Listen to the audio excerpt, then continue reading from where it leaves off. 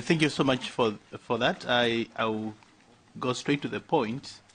My work involves coordinating horticulture in Kenya, but also widely coordinating horticultural activities across the industry in Africa. So both domestic and export issues in horticulture. Now, without much ado, I would like to say that, as has already been mentioned, there's food waste and there's food loss. I think in Africa we have a big issue with food loss. Food waste is slightly of a smaller magnitude. I'm sorry because I use strong words to differentiate the two, but the truth of the matter is that we like to look at it more from a food loss than a food waste issue, certainly in horticulture. It reminds me of my days in university somewhere in Europe, and one time we were just picking some apples, and the farmer just told us, well, don't be too keen today. These are not for eating, they're for throwing away. And that, of course, got me very concerned in the 90s, and that tells me that food waste is a big issue. On the second point, we are, for example, exporting food to Europe, vegetables and fruits. And of course, we are aware, like we've been made since morning, that there's a lot that is actually going to the bin. You would wonder then, what's our take of that? The truth of the matter is that actually supermarkets factor in what they throw away in the pricing mechanism. So a reduction in waste would actually translate in less produce being sold there. And because it's factored into the price, we always in Africa think that there would be an automatic adjustment in the pricing mechanism because of the fact that that's already factored in. The fact that some 40 or 30% is being thrown away is being factored. Whenever we talk with our supermarkets when we are exporting, they tell us, well, actually, I have to remember I'm going to have to throw away 30 or 40% of this thing anyway. So I have to factor that into our pricing discussions. So less waste would be good for farmers. Certainly less land would be used for farming and all that. I would like to make my discussion by painting some, I think it's 4 scenarios. And I'll start with the tomato. And this represents a category of vegetables that normally are highly perishable. They are mainly traded in the local markets, so not much of distant exports. And they are quite a challenge. Before I go into that, of course, I just mentioned some figures there for you. I could have said also for other countries in Africa, but just if I zero in immediately on Kenya, you're looking at something like 90% domestic production and domestic consumption with maybe about 5% or so export volumes being exported. So these kind of commodities are extremely important in the domestic markets in terms of volumes. Now, when a fresh produce is succulent, it's certainly very perishable. And that limits the farmers to something like 50 to 100 kilometers of marketing radius, obviously because of infrastructural issues like I've been mentioned before. The other problem is as well that every farmer goes to producing tomatoes or some leafy vegetables as soon as it rains, and harvesting, therefore, is at the same time, so there's always a glut, followed by a period when there's nothing. Obviously, there are solutions for this, maybe production plans, which spread the production throughout the year, but remember, it's not rain all throughout the year, except, of course, when there is a possibility of irrigation.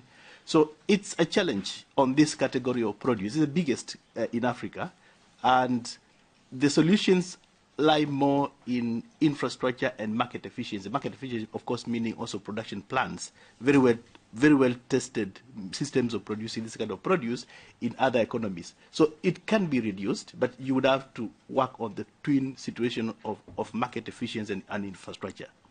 Now, the second scenario is more the export vegetables. And I chose a bean here to represent that. You could as well choose any of the major export vegetables and fruits from countries like Africa.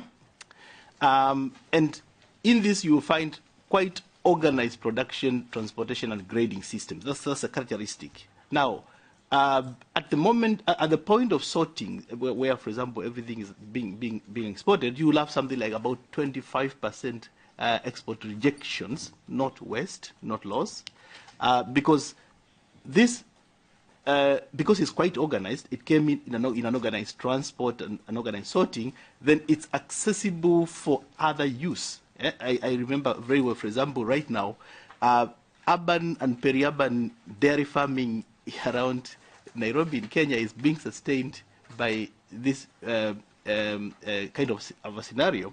But of course, a lot of it is also finding its way into human food for grade 2 and grade 3, so it's not just for animal food. Now, policy considerations here are sub-aspects that could be used to deal with this, as much as it is 10% or so loss, waste or loss, sorry, would be, yes, a bit of market efficiency, but there would also be need for logistic consolidation on food loss. And obviously, a deliberate development of alternative markets for export-oriented produce. The third scenario is the so-called shelf-stable fresh produce. Onions are the best example here. What you have here is a situation whereby even though it's fresh produce, because it is shelf-stable, can be marketed much more widely. And believe you me that even in Africa, where you have all those infrastructure and market issues, you don't get more than 5% spoiling, purely because of the nature of the product. Obviously, the issue here is, because they can cover longer distances when they're be sold and all kind of thing. But of course, the issue here is, well, do we then put more emphasis on production of shelf-stable fresh produce in remote and resource-challenged rural populations? Would that be a form of a planned trade? I don't want to go into the discussions, but I think you can imagine what that means in terms of a choice in terms of policy, but also in terms of private sector organization with regard to how to organize their fresh produce in a country. The last example is a mango. I use a mango because as much as it could have fitted in the first category of succulents and therefore very perishable, I use it because we've seen in the last, say, about 6-7 years now in Kenya that the scenario whereby there used to be heaps and heaps of mangoes rotting under trees is actually vanishing. And how that occurred was a concerted effort by the industry, by the government and development partners to increase the value addition or the processing capacity. And what happened is that because consumption itself was not able to mop the 600,000 metric tons, the processing did that. Processing actually did that, and right now we are not having anything. I think last year the estimates were about 10%. I think many people think they're even lower than that. So maybe value addition is a major option here in terms of food laws. The only, of course, issue is that you might be then talking about loss of fresh. So I think in conclusion, with regard to fresh produce, we think of the first option sometimes because of the ethical issues of throwing away food. The number two, we also think of a bit of planned trade or production. We think of alternatives, and of course we think of value addition. Thank you very much.